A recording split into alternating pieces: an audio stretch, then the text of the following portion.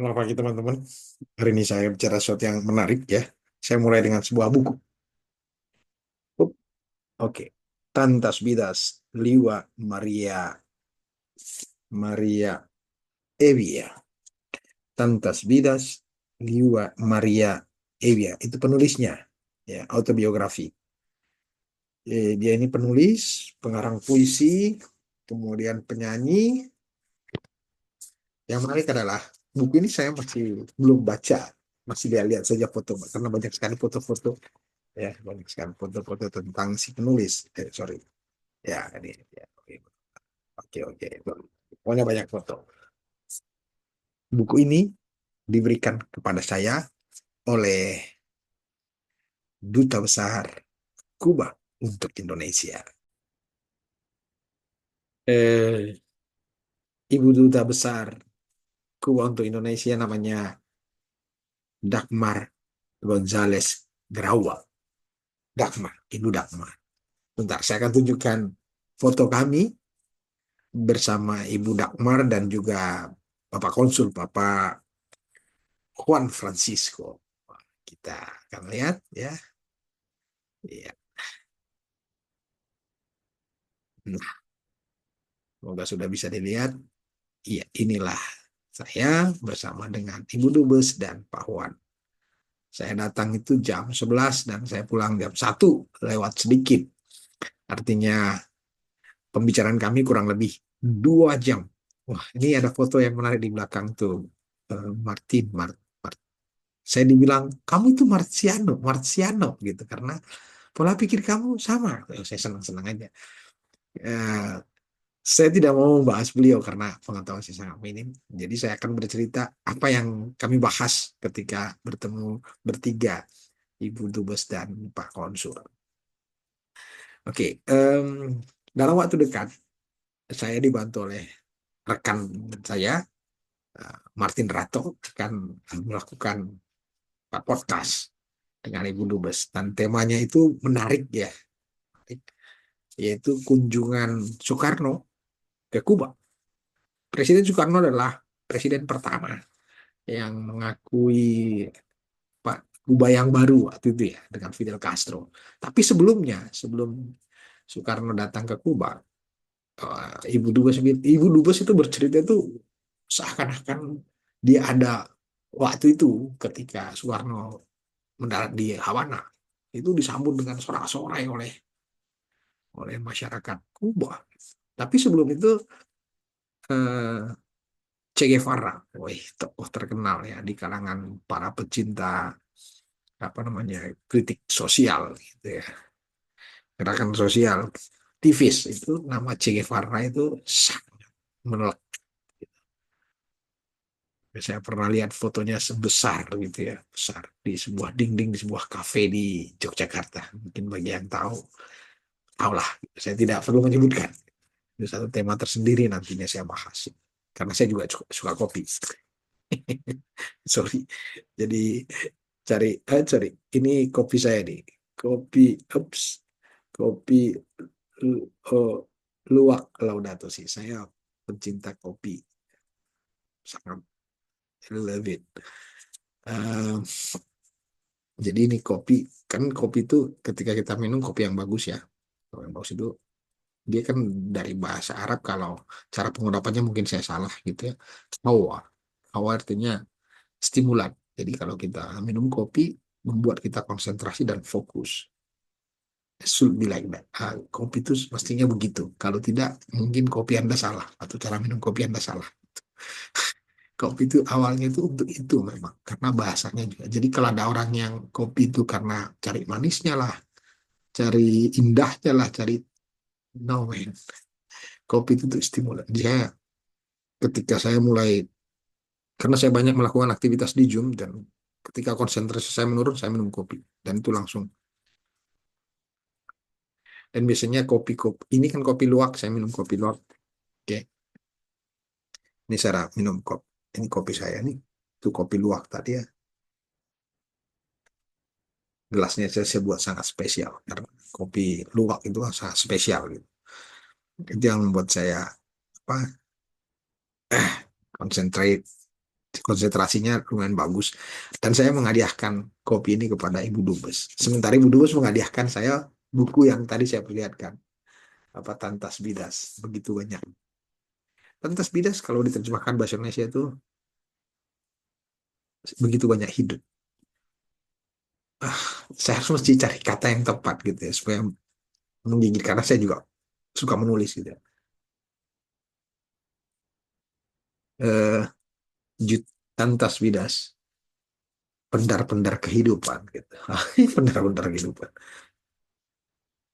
Eh, Butiran pasir kehidupan. Wah, itu ini butiran pasir kehidupan, butiran pasir kehidupan. Ya, kan kalau kita menerjemahkan sebuah karya literatur itu maunya ada gigitannya gitu. Nah, saya kembali ke tadi itu, ini nyelantur kemana-mana. Jadi saya dapat buku, saya berikan, ya biasa kan kita tukar menukar cindera mata lah. Dia berikan saya buku, pasti buku yang dia suka, sesuatu yang menurut dia, kata beliau itu tokoh yang terkenal di Kuba, sangat disayangi, dia sangat dicintai kan. Tapi bagi saya sangat jauh. Jadi ketika saya diberikan ini, butuh effort ya untuk mencoba memahami siapakah beliau ini. Saya melihat foto-fotonya saja dan saya memberikan buku kepada beliau. Itu The Change ya. Jadi, copy essay diplomasi. Copy essay diplomasi, dan ibunya datang dengan books essay diplomasi, music essay diplomasi. We talk about, kita banyak bicara soal musik ya, karena di Bali itu ada beberapa musisi orang Kuba ternyata, menurut ya, dari penjelasan Ibu Dubes. Nah, kembali ke tema tadi. Jadi sebelum Pak Presiden pertama kita Soekarno datang ke Havana, Havana sebelumnya sudah datang tokoh besar Che Guevara seperti saya katakan tadi ke Indonesia bertemu dengan Soekarno. Soekarno kan pada zaman itu tahun 1600 1960-an itu sudah a big person, ya, tokoh besar. Kalau Anda suka mengikuti sejarah bagaimana Soekarno itu diterima, disambut dengan meriah di New York, di New York ya. Ketika sesudah dia berpidato di gedung United Nation, gedung PBB, berapi-api dan di jalanan disambut, wah, tokoh besar bersama waktu itu diundang oleh dan bersama dengan John F. Kennedy. Tokoh ini yang disambut meriah itu juga datang ke Habana gitu, disambut dengan meriah. Ibu Dubes bilang ada videonya kok. Nah, ini nanti bahkan saya sudah kepingin wawancarai beliau tapi dalam bahasa Spanyol ya. Wah, ini asik nanti. Jadi bagaimana ceritanya Soekarno datang ke sana? Mungkin ada foto-fotonya, ada videonya, mungkin ya. Videonya ada, tapi ya saya harus lihat dulu baru mengatakan fakta dan data kan, bahwa menurut informasi ada, tapi kan kepingin lihat. Tapi sebelumnya tadi Che Guevara udah datang ke Indonesia. Nah, dia datang itu atas perintah dari Fidel Castro. Fidel Castro memerintahkan Che Guevara untuk datang ke Indonesia bertemu dengan Soekarno, dan Soekarno membalas kunjungan Che Guevara atau membalas kunjungan utusan khusus dari Fidel itu ke Havana. Jadi Soekarno adalah orang pertama yang mengunjungi Havana, presiden pertama yang mengunjungi Havana sesudah Fidel menjadi pemimpin revolusinya Kuba. Ini informasi yang saya terima. Mudah-mudahan apa yang saya sampaikan ini tidak keliru gitu. Namun demikian, sesudah nanti wawancara, saya akan bikin lagi podcast seperti ini, menceritakan apa sih isi wawancara itu. Jadi kan saya suka suka sejarah, sekalipun daya memori saya tentang tanggal itu jauh di bawah anak saya. Anak saya lebih memorinya lebih bagus gitu. Tapi saya suka. Jadi nanti tanggalnya, siapa saja yang berangkat, tahun berapa, apa saja itu detail nanti sesudah wawancara. Jadi saya tidak mau mendahului karena dalam pembicaraan 2 hari yang lalu pun dengan Ibu Dubes ya, general lah, banyak hal yang kita bahas gitu, banyak yang kita bicarakan. Uh, iya, apa yang bisa kita lakukan, jadi nggak ada spesifik. Dan saya waktu itu ketika dia bercerita biasa begitu kan, lalu di jurnalistik kita itu kan keluar Ibu Dubes bercerita, tuh, bercerita sana sini. Sambil saya mencari mana sih angle yang tepat nih. Ada beberapa. Ada salah satunya tadi ketika dia bilang Soekarno datang ke Kuwait, saya langsung that's this news gitu.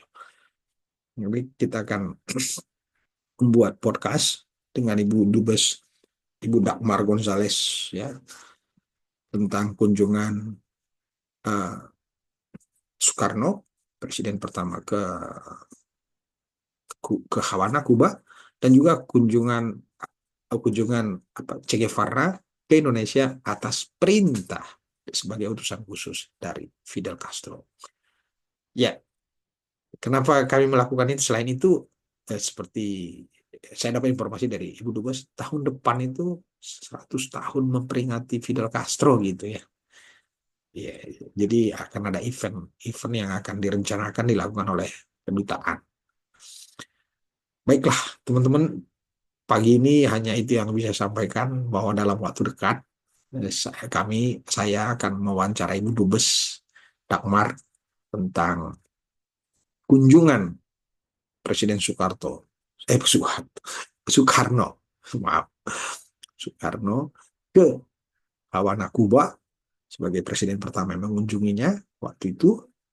Kemudian itu adalah balasan dari kunjungan Che Guevara ke Jakarta yang merupakan utusan khusus dari Fidel Castro.